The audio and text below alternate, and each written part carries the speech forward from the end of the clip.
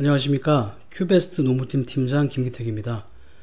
오늘은 상시근로자 수에 따른 근로기준법 적용이라는 주제로 강의를 시작하겠습니다. 노동관계법에서는 상시근로자 수에 따라서 지켜야 할 법령들이 좀 구분이 되어 있습니다. 보시면 좀 이렇습니다. 5인 미만 사업장이라고 할지라도 최소로 준수하셔야 할 항목들이 좀 있는데요. 먼저 최저임금을 준수하셔야 됩니다. 현재 2020년 1월 1일부터 적용하는 최저시급은 8,590원입니다. 전년도 대비 약 2.9% 인상되었죠. 이 최저임금법을 미준수 시에는 3년 이하의 징역 또는 2천만 원 이하의 벌금입니다. 반드시 준수하셔야 될 것 같고요. 제가 이렇게 빨간색으로 근로계약서 작성하셔야 된다라고 이제 해놨잖아요. 이 근로계약서 작성은 현재 노동부 근로감독관에게 들어오는 여러가지 진정사건 중에 가장 많은 부분을 차지하는 것이 바로 이 근로계약서 미작성, 미교부라고 합니다. 각각 500만원 이하의 벌금이기 때문에 벌칙조항도 좀 센 벌칙조항이죠.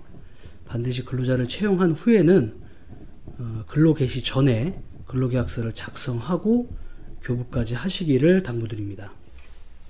다음은 해고예고라는 항목이네요. 근로기준법상 해고를 하기 위해서는 30일 전에 예고를 하게 되어 있는데요.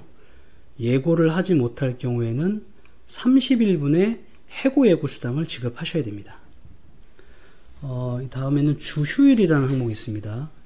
이게 바로 우리가 늘 얘기하는 주휴수당, 즉 한 주에 하루의 유급휴가를 주어야 한다라는 내용인데요. 여기에는 그 당위 조건이 있습니다.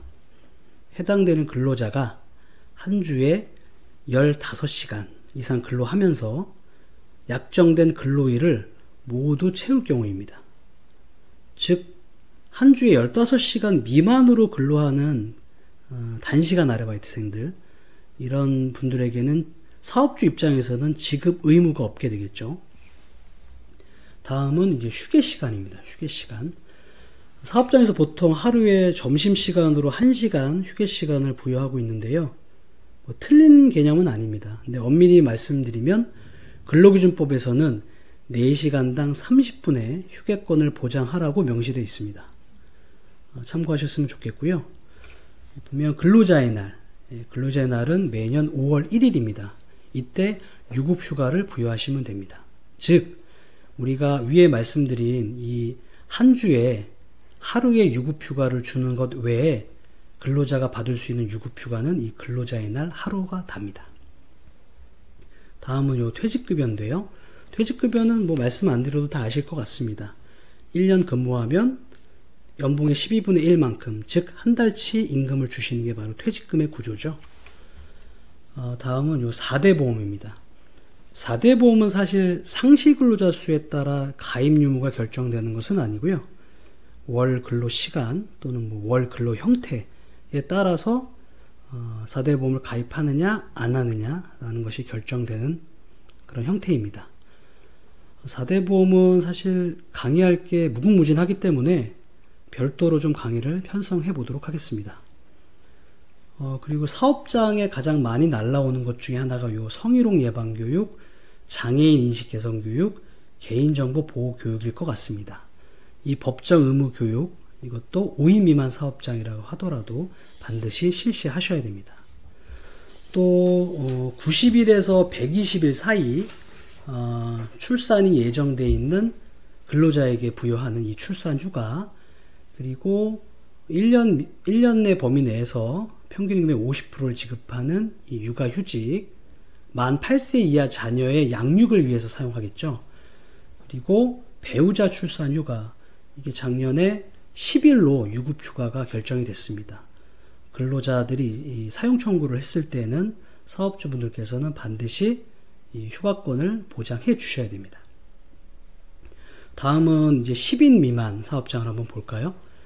10인 미만 사업장은 좀 전에 있던 5인 미만 사업장에서 준수하셔야 될 항목들 외에 추가적으로 지키셔야 될 항목입니다. 먼저 부당해고 구제라는 게 있네요. 부당해고 구제, 이거는 위에 설명드린 해고 예고와는 다른 겁니다. 근로자가 부당하게 해고를 당하면 노동위원회에 구제 신청을 할 수가 있습니다. 이게 바로 5인 이상 사업장부터 신청이 가능하다는 얘기입니다. 즉 반대로 얘기하면 5인 미만 사업장에서 근로자가 부당 해고를 당했다고 하더라도 노동위원회에 구제 신청을 신청할 수 없다는 뜻이 되겠죠. 그리고 휴업수당이 있네요. 휴업수당은 회사의 귀책 사유로 부득이하게 휴업을 할 경우에는 70%의 휴업수당을 주게 되어 있습니다. 그 다음에 이게 중요한 게 요거죠. 연장, 야간, 휴일에 대한 가산수당. 이게 바로 5인 미만 사업장에서는 적용하지 않는 항목인데요. 5인 이상 사업장에서는 50%씩 가산수당을 지급하셔야 됩니다. 즉 소정근로시간 이후에 근로하는 연장근로, 그리고 밤 10시부터 이길 오전 6시까지 근로하는 야간근로, 그리고 휴일에 근로하는 이 휴일근로, 이렇게 근로했을 경우에는 각각 50%씩 가산수당을 지급하셔야 됩니다. 옆에 연차수당도 있네요. 연차수당도 역시 5인 이상 사업장에만 적용이 되는 거고요. 1년 근무하면 15개, 그래서 2년에 1개씩 적치가 되죠. 2018년도 5월 29일 날 이 연차에 대한 법이 좀 개정이 됐습니다. 그래서 신입사원이 만 1년 근무하면 총 26개, 즉 매월 근무했을 때 발생되는 월차 개념의 연차 11개, 그리고 1년 만근되면 발생하는 15개를 합쳐서 26개의 연차 수당을 지급하셔야 된다는 점도 염두에 두셔야 될 것 같습니다. 이 연차 휴가에 대해서는 사실 사업장 이슈가 너무 많기 때문에 이것도 별도의 영상을 통해서 강의를 좀 준비해 보도록 하겠습니다. 다음은 이 주 52시간제, 이게 큰 이슈가 아닐까 생각됩니다. 이미 작년부터 300인 이상 사업장에서는 적용이 되어 있고요. 올해부터는 이제 50인 이상 사업장에서도 적용을 하고 있습니다. 이게 이제 내년부터는 5인 이상 전 사업장으로 이제 확대가 되겠죠. 물론 이제 현재 혼란기여서 6개월 정도는 유예기간도 좀 부여하고, 또 뭐 특별 연장 근로조항 이런 것도 신설해서 개정의 여지가 있긴 좀 한데요. 어찌되었던 현재 법령상으로는 내년 1월 1일부터는 상시근로자 수 5인 이상 사업장에서는 한 주에 12시간 이상씩 연장 근로를 이제 시킬 수는 없습니다. 그다음에 여기 보시면 뭐 관공서 공휴일의 민간 적용 해서 2년 후인 2022년 1월부터 적용한다라고 있는데요.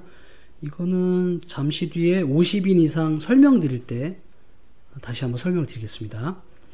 그 다음엔 이제 10인 이상 사업장을 한번 보면, 다른 거는 큰 이슈 아니지만 이 취업규칙 작성, 이게 큰 이슈겠죠.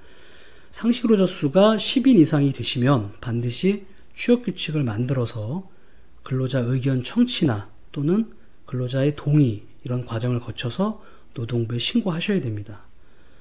이 부분도 향후 기회가 되면 취업규칙 작성 요령 및 신고에 관해서 추가적으로 영상을 한번 만들어 보도록 하겠습니다. 다음은 30인 이상 한번 볼까요? 30인 이상. 30인 이상 보면 가장 중요한 게 이걸 것 같습니다. 노사협의회하고 고충처리위원, 고충처리 제도 운영.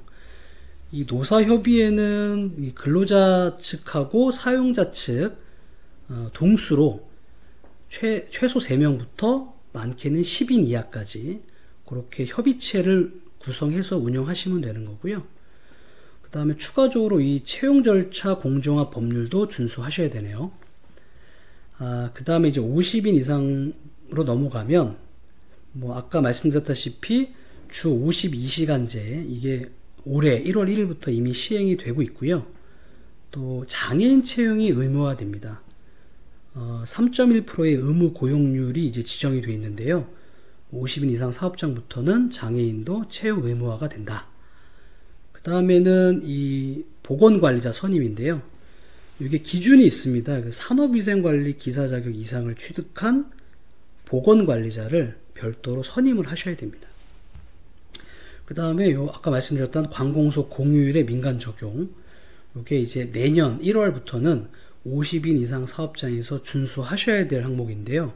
이게 이제 이렇습니다. 아까 말씀드렸다시피 근로자는 한 주에 하루의 유급휴가 플러스 1년에 하루, 근로자의 날 하루, 이렇게가 원래 적용받던 유급휴가인데요. 이제는 공무원들이 쉬는 이 공휴일에 관한 규정을 적용받아서 민간 근로자들도 공휴일에 빨간 날에 무조건 쉬어라 라고 하는 법 개정이 이루어진 겁니다. 이게 이제 50인 이상 사업장에서는 내년 1월부터 적용이 되십니다. 자, 남아있는 기간 동안은 기존에 뭐 공휴일에 연차 대체로 쉬셨던 그런 사업장들은 좀 인력 대체 방안 같은 것들을 좀 검토해야 되지 않을까라는 생각이 듭니다. 마지막으로 100인 이상 사업장에서는 아까 50인 이상 사업장에서 장애인 채용 의무 이것을 이제 준수하지 않았을 경우에는 장애인 의무 고용 분담금이라는 것을 납부하셔야 됩니다. 이게 최대 이제 100% 미채용했을 때는 거의 한 명의 최저임금을 납부하셔야 됩니다. 요것도 100인 이상 사업장에서는 좀 알아두셔야 될 사항 같습니다. 지금까지 이제 구간별로 상시근로자 구간별로 필수적으로 준수하셔야 될 노동관계법령들을 좀 살펴봤는데요. 사실 이 외에도 상시근로자 수에 따른 뭐 노동관계법령이 많습니다. 하지만 오늘은 필수적인 사항만 몇 가지 좀 알아보는 것으로 마무리를 좀 하겠습니다. 다음 영상에서는 더 유익하고 즐거운 노무 이슈로 찾아뵙도록 하겠습니다. 감사합니다.